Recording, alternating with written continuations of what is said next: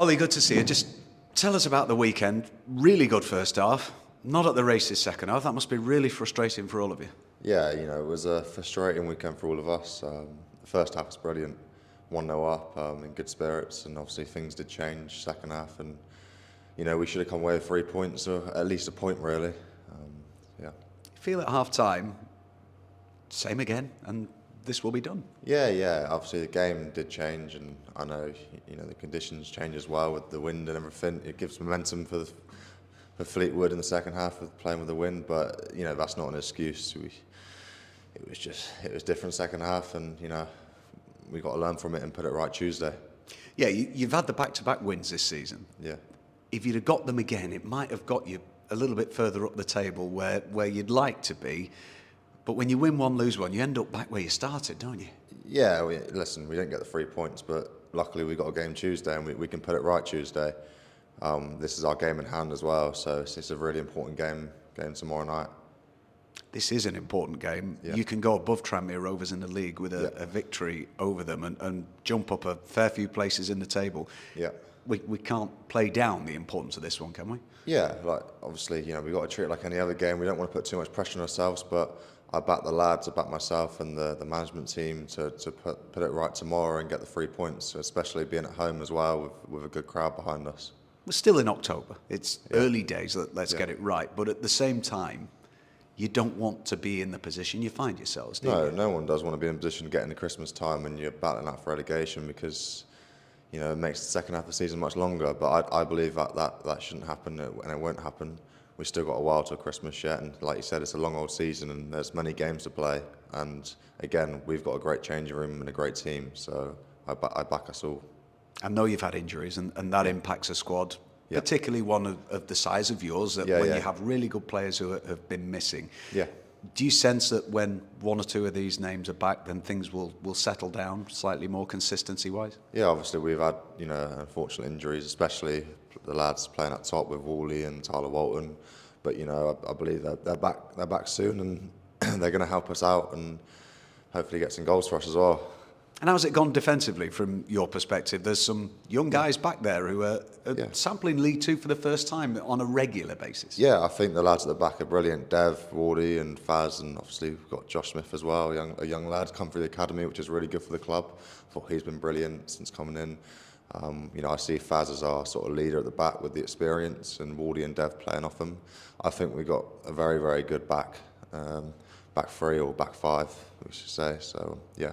How much does it help having Farron Rawson then with that voice at the back, the one who's been there, seen it and done it at this level? Yeah, massively. I see him as one of the leaders in the changing room, He gives good advice as well, and he supports all the lads. So yeah, he's definitely a good lad to have in the changing room and to play for us as well. Just talk to me about the step up that you've had. You're in your third senior season of playing as a number one in a men's team. Yeah. How's that step every year? It's a gradual sort of upward curve here, isn't it? That you've been in the National South, the National League, and now you're where you are now. Yeah, you definitely see a difference in terms of the standard. Obviously, you're going to get better players and better teams, and the physicality. You can't get away with making mistakes as well, as much as you've got the table. If you see it in the Premier League now, if you make one mistake, it's a goal. So yeah, I definitely see a difference with the standard. It's been good. Yeah, how do you deal with that, Ollie? Because if you make a mistake, the likelihood is no one can bail you out. If a striker or a midfielder loses the ball, likelihood is someone can help them. If you make a mistake, it largely ends up in the net, doesn't it? Well, that's just part and parcel of being a goalkeeper. It's, you're going to make mistakes, so it's about how you come back from it. And that's what you've got to do, is just look at the next one and make sure it doesn't happen again. In terms of your career, how much have loans really helped you, that you are in season 3, you're 23 and you're in season 3 of playing the men's game? Yeah, I've grown massively. I've definitely matured a lot, and going back to dealing with mistakes, that's definitely improved a lot since my first season being on loan. And it's just learning about how much it means getting that 3 points on a Saturday or a Tuesday.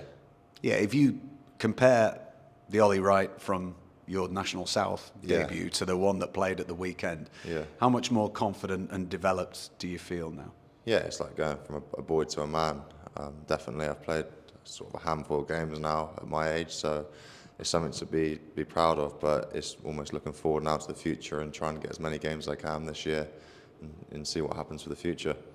Yeah, is it a sort of catch-22 one when you're a goalkeeper for a big club, Yeah. and they've got international goalkeepers on Yeah. their books, and you come out on loan and play, but Yeah. the likelihood is if you go back there, you might end up having to wait for your chance. So is playing a million times better than that? 100%. You know, as a young goalie, I think playing games and getting yourself out there is really important, especially with my career path starting National League South. Every year I've gone up a league, so yeah, it's definitely the path I've taken, and it's been really good so far. Do you give a lot of thought to the future? Does the future involve Southampton? Yeah, I obviously want to stay at Southampton for as long as I can. You know, if I see it as my home, because I've been there since I was 10 years old, and it's sort of not too far from home from me. I love it there, but at the moment I'm an Accrington Stanley player, and I want to help this club as much as I can this year. You've had a history down the years of giving players a chance, Southampton as well, haven't there? Yeah. Is that the feel from you that a good season in League Two, what's to say you don't get the opportunity? Yeah, well, you never know. Obviously, strange things happen in football, but whenever I get my chance to play, you know, I'll take it. But right now, I'm here playing for Accrington, and that's all I'm worried about, is just taking it game after game. And at the moment, it's tomorrow night. How much have you bought into what Accrington Stanley's all about? I believe you're living locally, and you're not far from here, so I suppose that helps you. Yeah, obviously I'm living with Tyler Walton. The club have put me in a really nice accommodation in Accrington. I'm really happy with it, and yeah, it's been a really good experience so far for me. How different is it being up here, up north? It's just colder. It's just a lot colder. I'm getting used to it, but no, it's all right. I like it up north. It's nice. Everyone's really friendly up here, so I'm really enjoying it.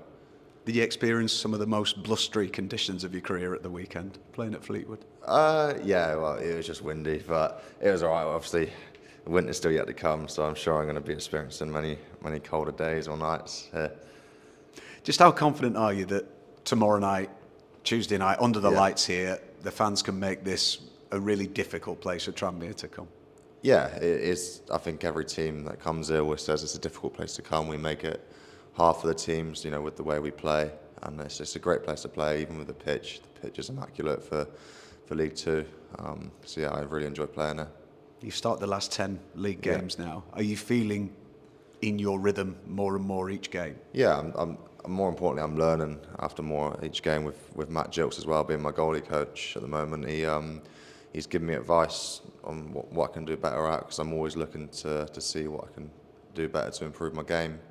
Yeah, definitely in a rhythm now, 10 games, so yeah.